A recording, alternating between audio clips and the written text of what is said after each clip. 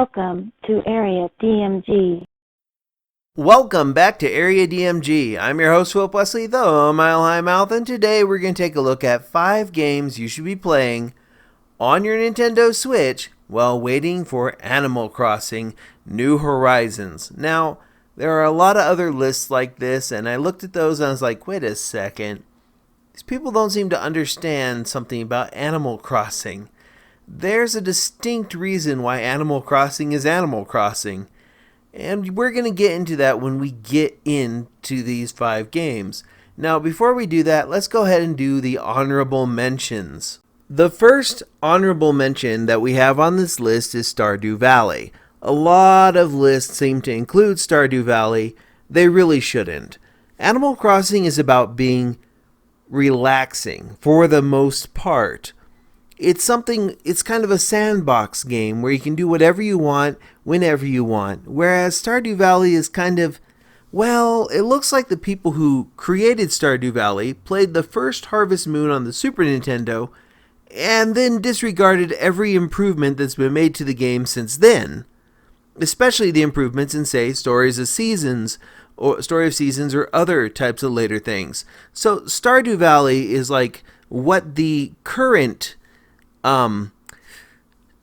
Harvest Moon games would be like if they were made by a competent company. You know, the ones that aren't really Harvest Moon, they're not really related at all to the older Harvest Moon stuff, except for the name only. Yeah, that's Stardew Valley. Now, you can lose a lot of time in Stardew Valley, and a lot of people really love it. If you're a person who enjoys some of the more stressful sides of Harvest Moon, then Stardew Valley is for you. And I don't think you shouldn't try it. I think it's definitely worth checking out, but it's only an honorable mention on here because kind of doesn't really feel like something I would play while waiting for Animal Crossing. So we'll get to another honorable mention a little bit later in the list. But for right now, Stardew Valley's not in our top 5. It's not in our 5, but it is an honorable mention.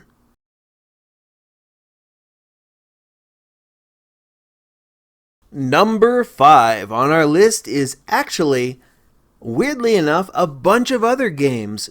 If you're going to get Animal Crossing New Horizons, you really should have Nintendo Switch Online. Now, if you have Nintendo Switch Online, then you have access to the Nintendo Entertainment System on Nintendo Switch Online. This is just a bunch of old NES games in a Netflix-style thing. Think like Game Pass, but for just one system, and it's all Nintendo goodness. Why this? Well, the original Animal Crossing on the GameCube had the ability to collect the NES cartridges, or rather NESs. Just thinking about it, you could collect a bunch of them, and then there were some that you could only collect if you kind of hacked your GameCube a little bit to get to them. But yeah, things like Punch-Out and Excite-Bike and Wario's Woods and Mario Brothers and Balloon Fight and games that are in NES, or rather the Nintendo Entertainment System for the Nintendo Switch Online.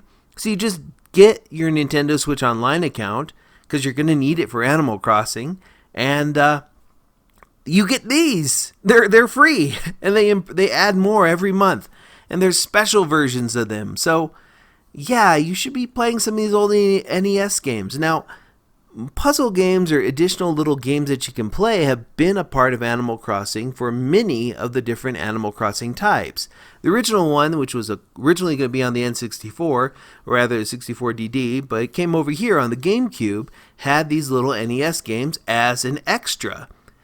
The other versions do not, but the one on the most recent one, Animal Crossing New Leaf and Animal Crossing New Leaf Welcome Amiibo, we're not talking about Happy Home Designer or Pocket Camp. We're talking about the mainstream one, right? That one had the ability to, if you were playing it on the new 3DS, get a Wii U and a new 3DS in there where you could play a little puzzle game and a weird little, another little game, which is pretty great.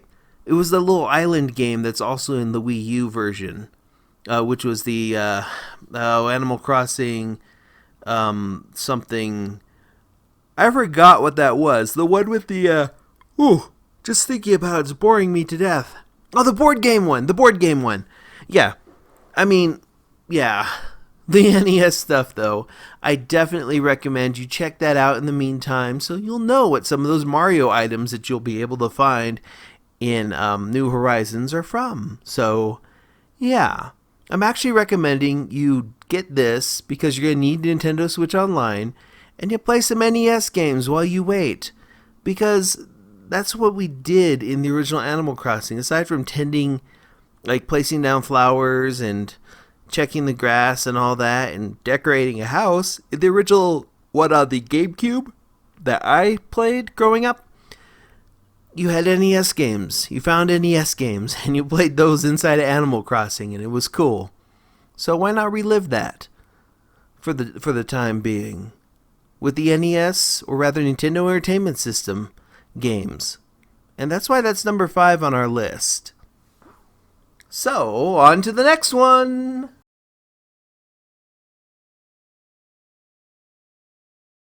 Number 4 on our list is Dragon Warrior Builders, or is Dragon Quest now? Is it Dragon Quest? Yeah. Dragon Quest Builders. Yeah, Dragon Quest Builders. I know what you're thinking. What? Dragon Quest Builders? Well, specifically Dragon Quest Builders 2. And the reason for that is because Dragon Quest Builders 2 has better designs, more quality of life things added to it over the original Dragon Quest Builders. I still want to call it Dragon Warrior, you know? After all these years, I still want to call it Dragon Warrior. Because that sounded cooler, to be perfectly honest. Well, Dragon Quest Builders 2. Here's the idea. You, after some interesting events, end up stranded on an island with a kind of malevolent force and then a spoiled force of nature where you build shelters and you build things and you can decorate stuff and pretty much you have an entire island to play around in.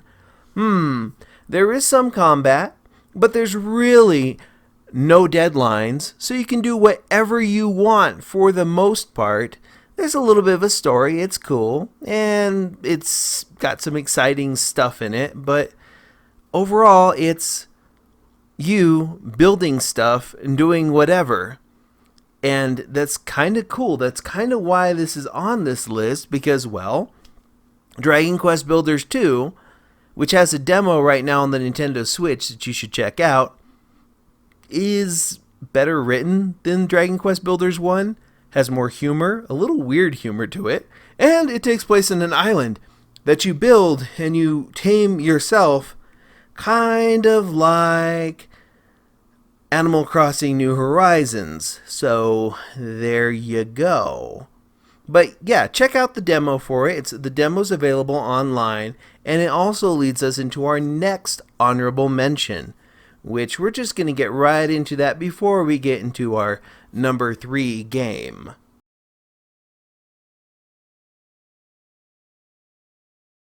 Our second and last honorable mention is Minecraft. I know what you're thinking.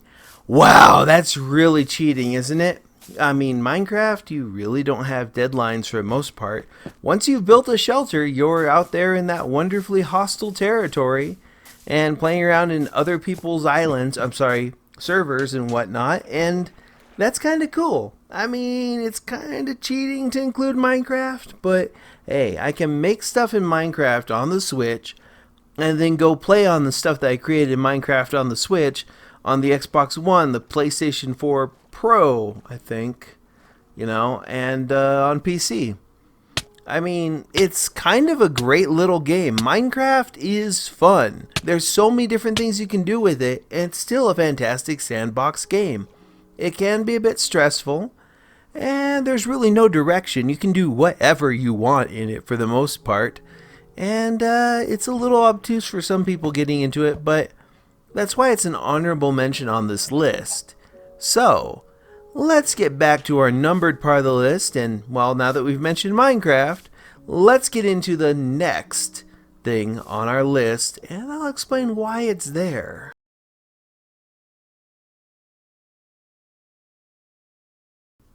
I know what you're thinking. Why is Night in the Woods number 3 on this list? Well, it's number 3 on this list because there's something that you probably should know about Animal Crossing.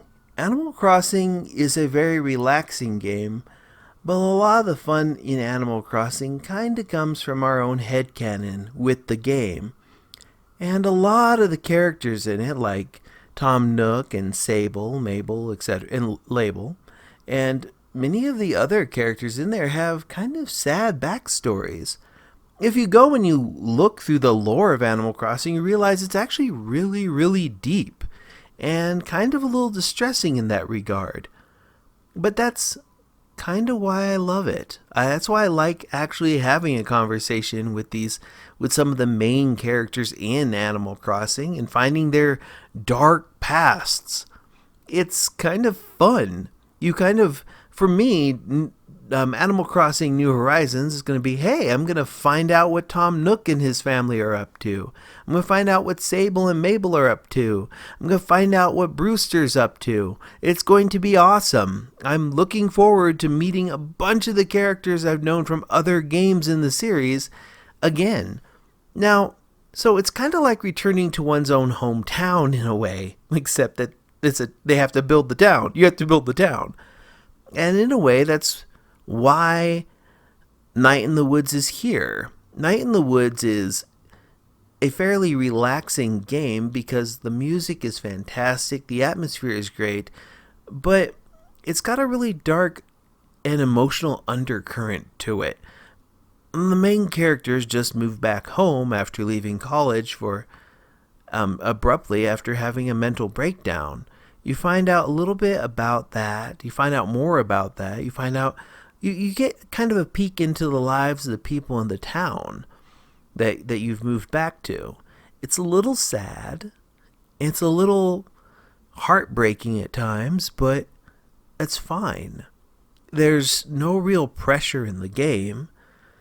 You can choose who you want to hang out with, and it's definitely worth playing through a couple times. It can be a little emotionally draining, and you feel a little bit bad because you don't really have a lot of agency in how the main character reacts to things, because you're seeing a glimpse into a lot of these animal characters that live in this sad little town that's slowly coming apart at the seams.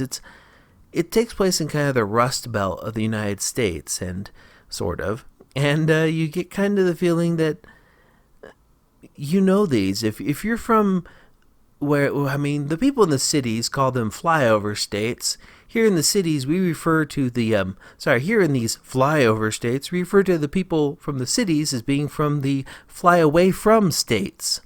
So, yeah. Night in the Woods is an emotional but fun little game where you just kind of wander around and converse. There's little mini games that you can play, including a pretty good little roguelike game, and some great little rhythm games, and little tiny mini games that make sense in the context of what you're doing. Now, it is for more mature audiences, but a lot of the people playing Animal Crossing today grew up with Animal Crossing. All the kids these days are playing Fortnite. But the people who Animal Crossing is for, play it to relax. You play it for relaxation. You play it because it's fun to go and do like little monotonous items. It's fun to talk to the villagers. And this, in a way, the fun part of Night in the Woods is talking and reading and finding out about the other characters. So it's kind of like that. It kind of follows that dark undercurrent that you get in Animal Crossing. And that's fine. You just kind of got to accept that that's there. And that's why it's number 3 on my list. It's not a typical game that you would see in the meantime. It's not going to take forever or eat up a bunch of your life like, say, Animal Crossing will. But if you're playing through these games, some of these are very long games, and some of them, like Night in the Woods, are just short, meaningful, and emotional. I think it's an experience you should have while waiting for Animal Crossing. So, let's get down to number 2 on our list. But before we do that, we have one more honorable mention.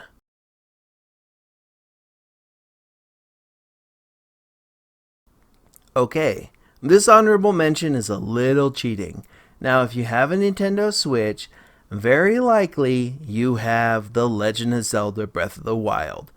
It doesn't have any real building to it, but it doesn't have fishing to it, which is one of my favorite parts of Animal Crossing. But it does have some ridiculousness to it that you kind of get in these open world games. I spent hours just cooking stuff and gathering materials to build clothing and stuff to upgrade clothing. Yeah. A lot of what I do in this game is just playing around looking to find fun views and things that I haven't seen before. I mean, very recently, people discovered you could wedge yourself under part of a bridge, rather a dock, and see an underwater world. And then we recently discovered that there's more references to other older Zelda games in here. You can, after you're off the Great Plateau, do whatever you want. You want to go tame horses and just run around with a horse all day. Fine. There is combat, but a lot of these games have combat in them. Animal Crossing is one of the few games that doesn't really have a combat in it. Although you could say that you can be confrontational in some of these, playing those little games where you run around and bop people or bop robots with hammers. That was something they added in New Leaf, and that was fun. But you can do all sorts of neat little stuff in here. It's not really antagonistic for the most part. You don't have to be antagonistic in Breath of the Wild. You do have to wipe out some enemies, and there are guardians, and those are kind of scary, but for the most part, I find a lot of The Legend of Zelda Breath of the Wild to be relaxing, which is kind of why I play Animal Crossing, to relax. And sometimes you just want to sit there and watch time pass, watch things go over, watch or find beautiful views and vistas in this game. A lot of it's just exploring. You don't know what's around that next corner. And that's what makes Breath of the Wild an honorable mention on this list.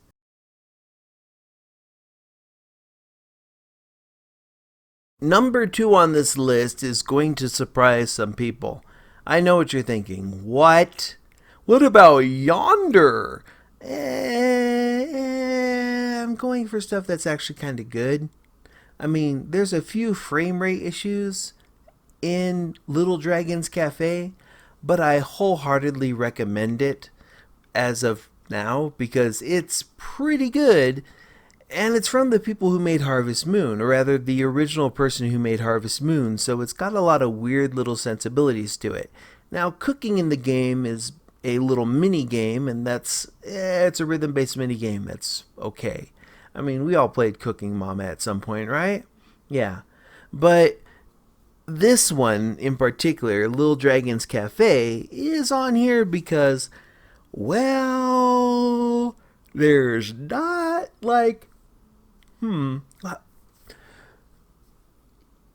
it's on here because it's actually kind of relaxing.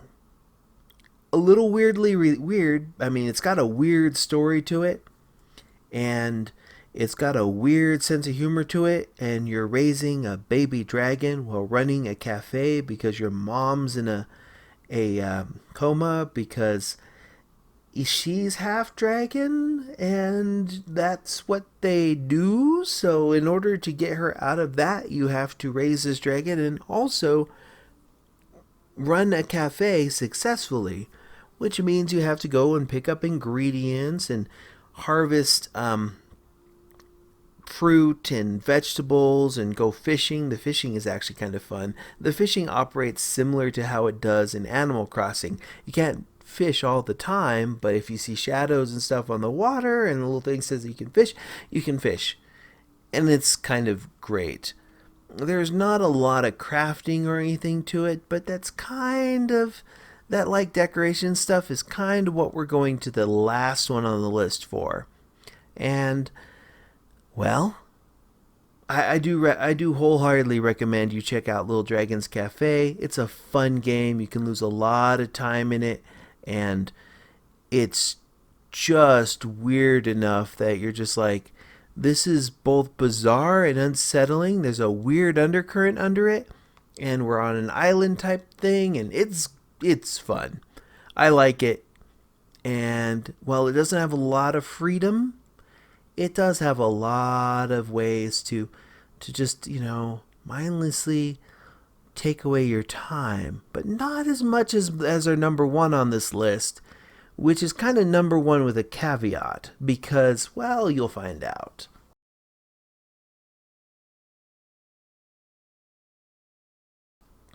And here we are at number one on our list. If you guessed that it was My Time at Portia, you're kind of right. Now, the reason why My Time at Portia is on here with a caveat is because it has some pretty bad loading times. Once you're in that game, though, it's pretty much what I wanted Stardew Valley to be. It's pretty much what I want a Rune Factory, once we get one that's not a port on the Nintendo Switch, to be. It's all sorts of neat little things. I love the fact that it takes into effect all the little things that were kind of added with later, say, Story of Seasons type games, and it's just a nice 3D thing. I find the diving into the randomly generated ruins to do weird little mining to be fantastic. I find the combat to be just fine. I find like the little skill trees to be great. I find the crafting mechanics in here to be... I really like the crafting mechanics. Now, I also like the fact that there's this weird dark undercurrent. My Time at Portia has a lot more in common with Fallout than it does with a lot of, than say Harvest Moon, because it takes place in a weirdly post-apocalyptic world where the sun is shining on some stuff here and there's rumors of war brimming underneath the surface. And you're like, huh, that's horrible. Awesome. So I'm just going to go over here and build baskets and decorate my house. I'm going to have all sorts of different furniture. I'm going to find some recipes for new furniture. Ooh, I can find stuff in these ruins that I can give them to these churches this church that will destroy them and give me seeds, or I can give them to this research thing that can allow me to craft all sorts of neat things. Now, My Time at Portia is one of those things where you're going to sink a lot of hours into it if you really get into it, because once you're in the actual game, the loading times aren't that bad. It's the initial loading times that are just like, oh, this is awful. But you get used to it real quick, and you're sitting there like, well, this is where I get up and get a snack real quick. Yeah, it's a game where once you're over that little hurdle there, once you're used to those, you're fine. Everything is good. It's not, I do find it kind of relaxing. I do find the mining mechanic relaxing, and it kind of makes me think of Fantasy Life, which I put a lot of time into on the 3DS. Fantasy Life was fantastic. Here, you're rebuilding a little workshop, so it's kind of a little like, in Little Dragon's Cafe, you're building a cafe. In My Time at Portia, you're rebuilding a workshop and making it into a better workshop, and you can purchase land, you make money, you make baskets, you do all sorts of little things for the people around you, you build a relationship with all the people around you, you can marry them, and they're extra storage. Yay! Which is funny to me. And then just all sorts of neat things that you can do in this game. Overall, I actually really recommend My Time at Portia. It was kind of a weird toss-up between My Time at Portia and Little Dragon's Cafe, because they're both really fun little games. One of those is going to stick with you. But yeah, that's why it's on here. I mean, you really can't replace Animal Crossing with anything for the most part. But if you're looking to spend some time doing stuff similar to it, or checking out stuff that kind of reminds you of it, all 5 of the games on here, plus the honorable mentions, will definitely be worth your time. My Time at Portia, to me, is definitely worth my time. and I think it's worth yours. There are some bad loading times, but that seems to happen on all sorts of systems. I play this also on the I have played it on the PC. I played it on the Xbox One, and I have not played it on the PS4. But I do know that loading times can be strenuous on all of those platforms.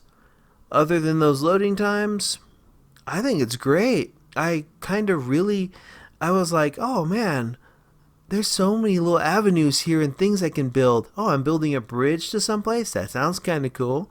Oh, and then I realized that at one point I can make ammo. So I'm like, So I'm making baskets and medallions and flower boxes for crops, or rather for flowers and things. But I've also got a recipe for ammo. For a gun. Okay. I have no idea where my time at Portia is going. I've been kind of ignoring the objectives because many of the objectives don't really expire for the most part. It's not like Stardew Valley where it's like, I'm missing stuff automatically. I don't feel like I'm missing stuff in my time at Portia. I can go around and play around on swings if I want. I can sit down on all the benches, which to me that's kind of okay, can I sit down on the benches? Can I pet the animals? Yeah. I have a cat that I talked to in the village who's listed as my adversary in one of my save files and a friend in the other. I'm not really sure what I think of that. So that's a thing. I do find it to be quite fun, and I'm looking forward to seeing where that game goes and what else it does. Overall, I'm enjoying it, and I think if you're waiting for Animal Crossing instead of endlessly watching videos about Animal Crossing while waiting for it, why not check out any of the games on this list? And make sure that you hit that subscribe button, hit that like button, and ring that little bell so you're notified whenever we have a brand new video. Also, if you think something should have been on this list that wasn't on the list, let me know in the comments below. Okay? I mean, I guess you could say this is a 1.0 of this list. We might do another version of this list later on, a little closer to Animal Crossing after certain other games come out. But yeah, let me know in the comments below what you think. And remember to hit that like button, subscribe button, etc. And make sure to ring that bell so you're notified whenever we have a brand new video. And until the next video comes out, you are now caught up. Morning, Maya.